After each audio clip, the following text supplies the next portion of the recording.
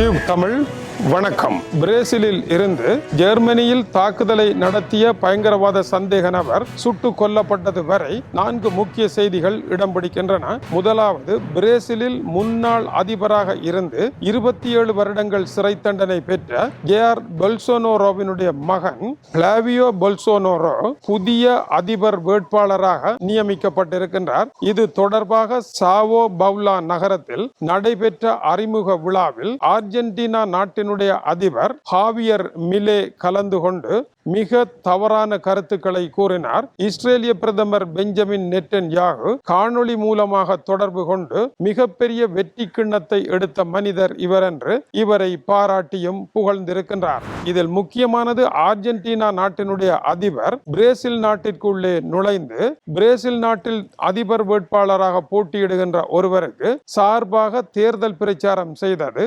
உலகளாவிய ரீதியில் பெரும் சர்ச்சையை ஏற்படுத்தி இருக்கின்றது. இப்போதைய பிரேசிலினுடைய அதிபர் லூலாவை ஒரு குற்றவாளி என்றும் திருடன் என்றும் அவருடைய பெயரை குறிப்பிடாமல் அர்ஜென்டினாவினுடைய அதிபர் பேசியிருக்கின்றார். இரண்டாவதாக, சோசலிச ஆட்சி வராமல் தடுப்பதற்குரிய சரியான தலைவர் பிரேசிலினுடைய முன்னாள் அதிபரனுடைய மகன் பிளாவியோ பொல்சோனாரோ என்கின்ற 56 வயது நபர்தான் என்றும் அவர் குறிப்பிட்டார். மேலும் பிரேசிலினுடைய முன்னாள் அதிபருக்கு சிறை தண்டனை விதித்த உச்ச நீதிமன்ற நீதிபதியையும் ஒரு கழிவு என்று காரை துப்பி திட்டி இருக்கின்றார். இப்படி திட்டிவிட்டு இவர் நாடு திரும்பியதன் பின்னதாக அர்ஜென்டினா பிரேசிலினுடைய உள்நாட்டு விவகாரத்தில் தலையிட்டு விட்டது. எனவே பிரேசிலினுடைய தூதுவர்களை உடனடியாக அர்ஜென்டினாவில் இருந்து பிரேசில் திருப்பி எடுத்திருக்கின்றது. ஆனால் இதற்கும் அர்ஜென்டினாவினுடைய அதிபர் ஹாவியர் மிலே பணிந்து போகவில்லை.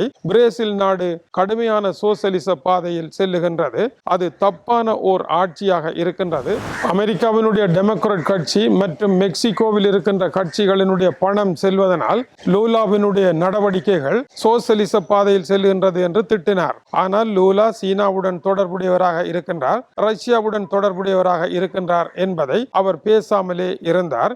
அர்ஜென்டினா உதைபந்தாட்ட சுற்றுப் போட்டி நடைபெற்ற பொழுது இறுதியாட்டத்திற்கு செல்லாமல் வாஸ்து சாஸ்திரம் பார்த்து வீட்டில் தான் பழைய உடை ஒன்றை அணிந்தபடி இருந்தவர்தான் ஹாவியர் மிலே என்கின்ற அர்ஜென்டினாவினுடைய அதிபர்.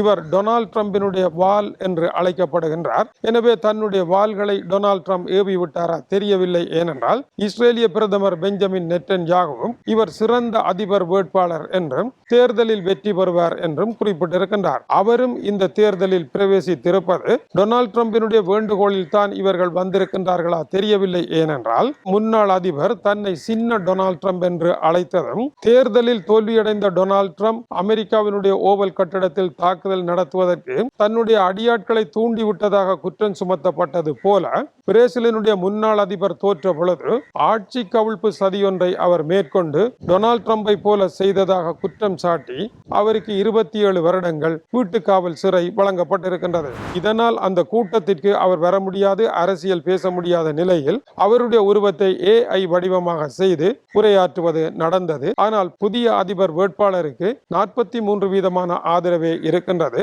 லூலாவிற்கு 48 வீதமான ஆதரவு இருக்கின்றது. மேலும் இடைநிலை கட்சிகளை ஒன்றிணைப்பதில் பொல்சோனாரோவினுடைய மகன் பின்தங்கிய நிலையில் தான் இருக்கின்றார். எனவே தேர்தல் அவருக்கு எப்படி வரும் என்பது கேள்விக்குறிதான். ஆனால் அவருடைய தேர்தல் முன்னெடுப்பில் பெரும் தவறு இடம்பெற்றிருக்கின்றது. இஸ்ரேலிய பிரதமரை கொண்டு வந்து நிறுத்தியதன் மூலமாக இப்போதைய போர்க்களத்தில் இஸ்ரேலை ஆதரிக்கின்ற நிலை பிரேசிலில் இல்லை. டொனால்ட் ட்ரம்ப் தென் அமெரிக்க நாடுகளின் மீது தாக்குதலை நடத்தப் போவதாக கூறுவதனால் டொனால்ட் ட்ரம்பினுடைய ஆதரவாளர்களுக்கும் பிரேசிலில் இடம் இருப்பதற்கு வாய்ப்புகள் இல்லை.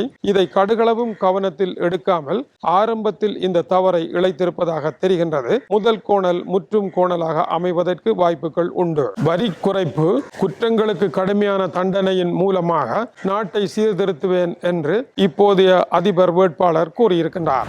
அமெரிக்கா தாக்குதலை நிறுத்தி இருக்கின்ற காரணத்தினால் தாங்களும் தாக்குதலை நிறுத்துவதாக ஈரானினுடைய படைத்துறை பேச்சாளர் முகமது முகமது அக்ரமினியா தெரிவித்திருக்கின்றார். ஆனால் அமெரிக்கா மறுபடியும் தாக்குதலை நடத்துமாக இருந்தால் படுமோசமான தாக்குதலை எதிர்நோக்க வேண்டி வரும் என்றும் அவர் எச்சரிக்கை விடுத்திருக்கின்றார். அதேவேளை தி நியூயார்க் டைம்ஸ் இன்று காலை வெளியிட்டிருக்கின்ற செய்தியில் அமெரிக்கா எதற்காக போரை நிறுத்தியது என்றால் நல்ல நோக்கத்திற்காக அல்ல, அமெரிக்காவிடம் இருக்கும் ஏவுகணைகள் ஆயுதங்கள் எல்லாம் பற்றாக்குறையாக வந்துவிட்டன, இனிமேலும் ஏவிக்கொண்டிருந்தால் அமெரிக்காவினுடைய ஆயுத களஞ்சியமே காலியாகிவிடும் என்ற நிலையில் பெரும் ஆபத்து ஏற்பட்டு அமெரிக்கா யுத்தத்தை நிறுத்தி இருக்கின்றது.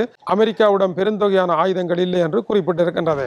அமெரிக்காவினுடைய உப அதிபர் ஜே.டி. வான்ஸ் உயர்மட்டத்தில் பேசுகின்ற பொழுது ஆயுதங்கள் இல்லை என்றும் போர் தேவையில்லாமல் தொடர்கின்றது என்றும் தன்னுடைய கவலைகளை வெளியிட்டிருக்கின்றார். ஜெர்மனியில் நேற்று முன்தினம் கார் ஒன்றினால் மக்கள் மன்றில் மோதி ஒருவர் மரணம், 17 பேர் காயம், கத்தி குத்து விழுந்த காரணத்தினால் மேலும் 6 பேருடைய நிலை கவலைக்கிடம். இதற்கு காரணமாக இருந்த அப்துல் பெல்லேட் என்கின்ற 21 வயது இளைஞர் தேடி சென்ற பொழுது போலீசாரை கத்தியால் குத்த வந்தார் என்று கூறி அவரை ஜெர்மனிய போலீசார் சுட்டுக் கொண்டிருக்கின்றார்கள். இவர் சிறையிலிருந்து வெளிவந்து 2 மாதங்கள் என்றும் கடுமையான வன்முறை போக்கூடிய இவர் சிறுவர் சீர்திருத்த பள்ளியில் இருந்தவர் என்றும் கூறப்படுகின்றது. 2025ஆம் ஆண்டு இவர் மத்திய கிழக்கு சென்று IS அமைப்பில் சேர முயற்சி எடுத்தார் என்றும் அது சரிவராமல் திரும்பி தானே தீவிரவாதியாக மாறி சிறையும் சென்றார் என்றும் அதற்கு முன்னதாக இப்படி ஒரு தாக்குதலை நடத்தப் போகின்றேன் என்று தன்னுடைய சக இளைஞர்கள் மட்டத்தில் இவர் தம்பட்டம் அடித்ததாகவும் வேண்டாம் இந்த செயல் என்று புத்திமதி கூறியும் கேட்காமல் இந்த நிலையை அவர் தேடி இருக்கின்றார்.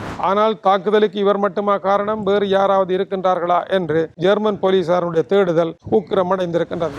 நீட் தேர்வு தொடர்பாக இந்தியாவில் கரப்பான் பூச்சிகள் ஜனதா பார்ட்டி என்கின்ற இளையோர் அணி நடத்திய போராட்டத்தினால் கல்வி அமைச்சர் பதவி விலகியது தெரிந்தது.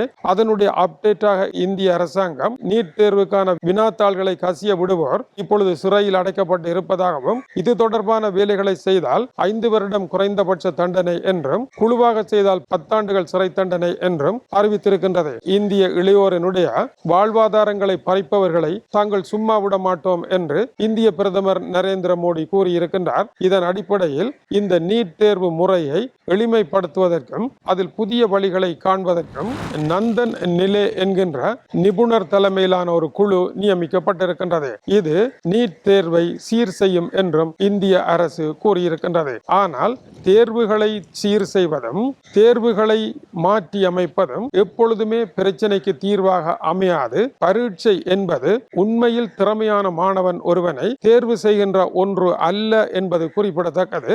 அது பரீட்சைக்கான ஒரு நேரத்தில் நடைபெறுகின்ற சம்பவம். உண்மை திறமைசாலிகள் சித்தியடையாமலே போவதுதான் பரீட்சையினுடைய குறைபாடாக இருக்கின்றது. உண்மையான நீட் தேர்வு சீர் செய்தல் என்றால் கல்வி முறையையும் மாணவர்களினுடைய பாடசாலை தரத்தையும் அதிகரித்து பரீட்சைகள் அல்ல சிறந்த மாணவர்களை உருவாக்குவது என்பதையும் இந்தியாவினுடைய கல்வித்துறை கண்டுபிடிக்க வேண்டும் என்பதே முக்கியமானதாகும். இதுபோல நந்தன் நிலே போன்றவர்களை நியமிப்பதனால் இந்தியா பரீட்சையை தான் முன்னேற்றுகின்றதே அல்லாமல் கல்வியினுடைய தரத்தையும் எளிமையையும் பரீட்சைக்காக மாரடிப்பதை விடுத்து கல்வியை சரியாக கற்பதற்கான வழியையும் தரமான கல்வியை கொடுப்பதற்கான வழியையும் செய்ய வேண்டும் என்பதை சிந்திக்கவில்லை. இதுதான் இதில் இருக்கும் குறைபாடாகவும் இருக்கின்றது.